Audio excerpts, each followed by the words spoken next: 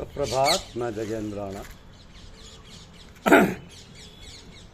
मृत्यु पर विजय, मृत्यु पर विजय, यह है हमारी आज की आध्यात्मिक चर्चा का विषय। हठ योग में आसन और प्राणायाम का अत्यधिक महत्व। राजयोग में तो स्थिर सुखमासनम अर्थात सुख से स्थिरता पूर्वक कम से कम 1 घंटे बैठा रहे और सब्दी में तनिक भी बैठने का कष्ट न जान पड़े तो इतना ही बहुत। वैसे जो तरुण अभ्यासी हैं और जिनका स्वास्थ्य ठीक है वे सिद्धासन और पद्मासन से बैठने का अभ्यास करें तो बहुत सुविधा रहती है और मन भी शीघ्र ही स्थित हो जाता है। तो शरीर न अधिक ढीला न अधिक कड़ा रहे, सहज भाव से बैठे और मेरुदंड तथा गर्दन की हड्डी एक सीध में बिना झुके हुए समानांतर रहे। इससे रक्त और प्राण शक्ति का प्रवाह अबाध गति से होता है, जिससे शरीर स्वस्थ तथा मन निश्चल होने से बहुत सहायता मिलती है। तो जो वयोवृद्ध हैं, रोगी हैं अथवा शरीर में लचीलापन नहीं है, उन्हें स्वास्तिक आसन से बैठना सरल रहता है और उसमें किसी प्रकार बोझ या दबाव तथा असुविधा नहीं रहती। नए अभ्यासियों को तो चाहे जिस आसन से बैठें अभ्यास करना ही पड़ता है, क्योंकि ऐसे लोग कम मिलेंगे जो बिना हिले डोले बिना आसन बदले आराम से 1 घंटा बैठ सकें।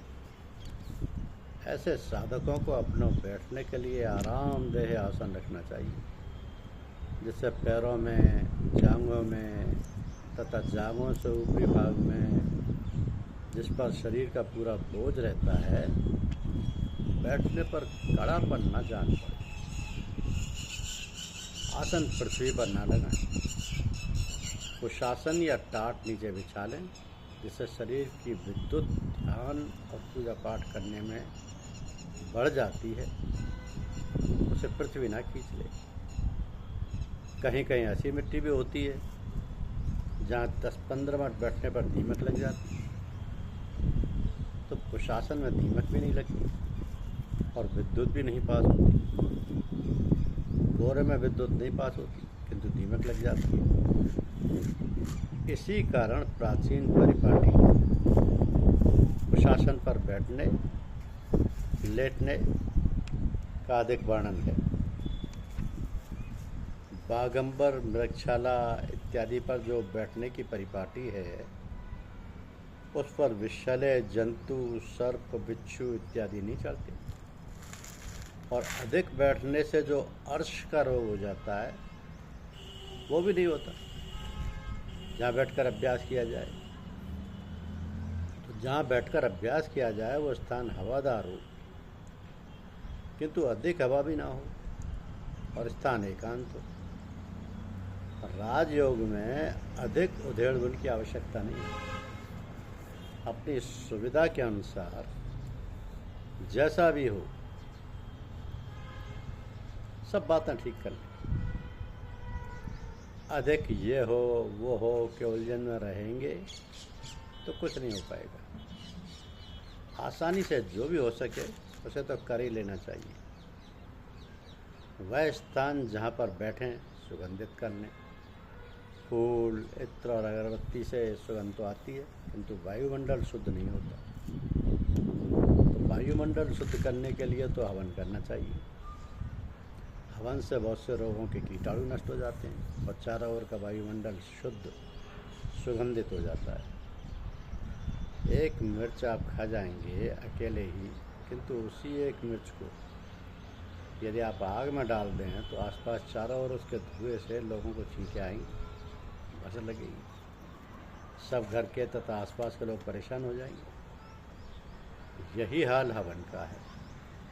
जब हम हवन सामग्री जिसमें सुगंधित द्रव्यों के अलावा घी तथा मिश्री मिलाकर अग्नि में डालते हैं तो उसकी धूम्र से बहुत दूर दूर तक वायु और वातावरण शुद्ध और सुगंधित हो जाता है। इसी प्रकार शुद्ध स्थान और वातावरण में आसन लगाकर जब ध्यान भजन पूजन किया जाता है तब मन प्रसन्न होकर जल्दी एकाग्र हो जाता है, और मन के एकाग्र होने से सांस भी बहुत धीमी पड़ जाती है। मन लग जाने पर तो कभी कभी ऐसा जान पड़ता है कि सांस भी रुक गई, और नए नए साधक तो कहते हैं कि हमें ऐसा लगा मानो दम रुक गई और जी घबराने लगा। अतः राजयोग में या यूँ कहिए कि ध्यान में प्राणायाम की बहुत महत्ता है, और ऐसे प्राणायाम है जिनसे लोगों के अंदर बहुत प्रकार की चमत्कारी बातें आ जाती हैं। इस प्राणायाम के बल पर ही लोग हाथी को छाती पर चढ़ा लेते हैं, मोटर कार रोक देते हैं, आकाश में उड़ने लगते हैं, शरीर को इतना दिव्य बना लेते हैं कि मृत्यु पर विजय प्राप्त कर लेते हैं। मृत्यु पर विजय प्राप्त कर लेते हैं और शरीर को जब तक चाहे रख सकते हैं। ऐसी ऐसी विचित्र शक्तियाँ मनुष्य प्राप्त कर लेता है। ये बात नहीं है कि केवल हठ योगी जो आसन और प्राणायाम करके शरीर को स्वस्थ और दिव्य बना लेते हैं, उन्हीं में ये अलौकिक चमत्कारी बातें पैदा होती हैं। वह जो भक्ति करते हैं या और किसी प्रकार से ज्ञान योग कर्म योग आदि से भी वही सब सिद्धियां प्राप्त कर लेते हैं। तो सिद्धियां शक्तियां एक प्रकार के कंटक हैं। यदि साधक इनमें फंस गया तो फिर आगे का मार्ग अवरुद्ध हो जाता है। अतः जो भक्त ब्राह्मी ज्ञानी हैं वह उनकी ओर ना देखकर, इनसे काम ना लेकर आगे भगवान की ओर अपनी दृष्टि लगाए रहकर मार्ग के विघ्न बाधाओं से पार होकर प्रभु की गोद में जाकर बैठते हैं और जीवन का परम लक्ष्य प्राप्त कर अपने को कृत्य कृत्य पाते हैं, कृत्य कृत्य पाते हैं। तो प्राणायाम का बहुत महत्व है, या यूँ कहिए कि ध्यान में प्राणायाम की बहुत महत्ता है। और ऐसे प्राणायाम हैं जिनसे लोगों के अंदर बहुत प्रकार की चमत्कारी बातें आ जाती हैं। इस प्राणायाम के बल पर ही लोग हाथी को छाती पर चढ़ा लेते हैं, मोटर कार रोक देते हैं, आकाश में उड़ने लगते हैं, शरीर को इतना दिव्य बना लेते हैं कि मृत्यु पर विजय प्राप्त कर लेते हैं, और शरीर को जब तक चाहें रख सकते हैं। ऐसे ऐसी विचित्र शक्तियाँ मनुष्य प्राप्त कर लेता है। ये बात नहीं है कि केवल हठ योगी जो आसन और प्राणायाम करके शरीर को स्वस्थ और दिव्य बना लेते हैं, उन्हीं में ये अलौकिक चमत्कारी बातें पैदा होती हैं। वह जो भक्ति करते हैं और किसी प्रकार से ज्ञान योग कर्म योग आदि से भी वही सब सिद्धियां प्राप्त कर लेते हैं। लेकिन ध्यान ये रहे कि ये सिद्धियां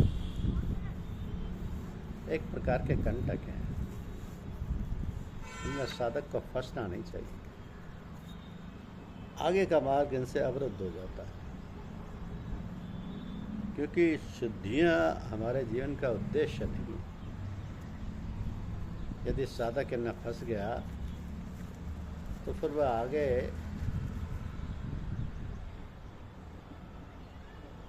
तरक्की नहीं कर पाता। यानी कि जो भक्त प्रेमी ज्ञानी हैं वो उनकी ओर ना देखकर, उनसे काम ना लेकर आगे भगवान की ओर अपनी दृष्टि लगाए रहकर मार्ग के विघ्न बाधाओं से पार होकर प्रभु की गोद में जाकर बैठते हैं। धन्यवाद।